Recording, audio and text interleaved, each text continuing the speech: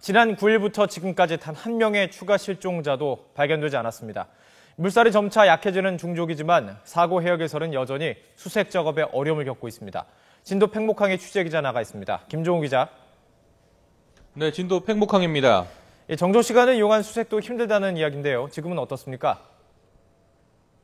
네, 그러니까 오늘 두 번째 정조 시간이 지금인데요.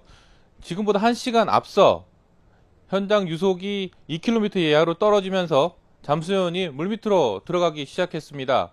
지금 팽목항에는 안개가 껴 있는데 사고 해역에도 마찬가지로 안개가 끼어 시정은 좋지 않습니다. 다만 바람과 파도는 잔잔한 편이라 작업하기에는 괜찮다고 현장에서 알려왔습니다.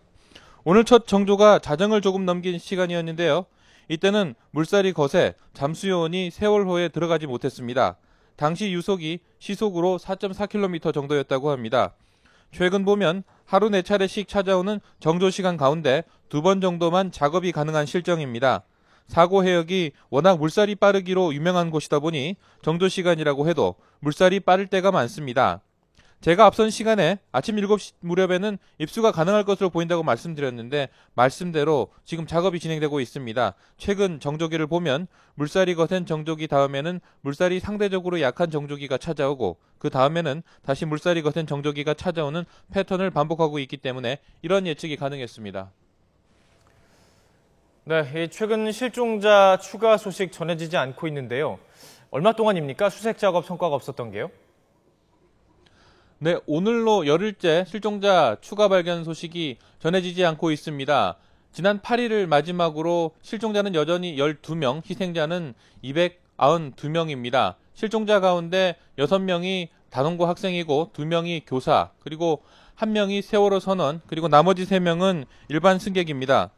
합동구조팀은 이번 달을 정밀 수색 기간으로 잡았습니다. 지난 5일부터는 수색 방식을 바꿨는데요.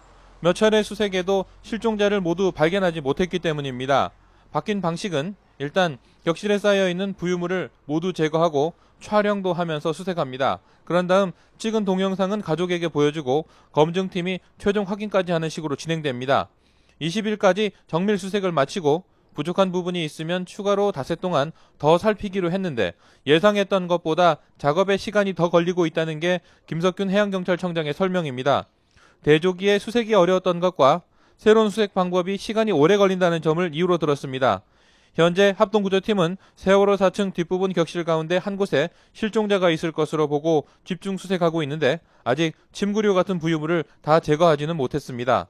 합동구조팀은 이번 달 정밀 수색이 끝나더라도 다음 달에는 수색구역을 나눠서 맡은 해경과 해군, 민간업체가 책임구역을 바꾸는 방식으로도 수색 작업을 이어가겠다고 설명했습니다.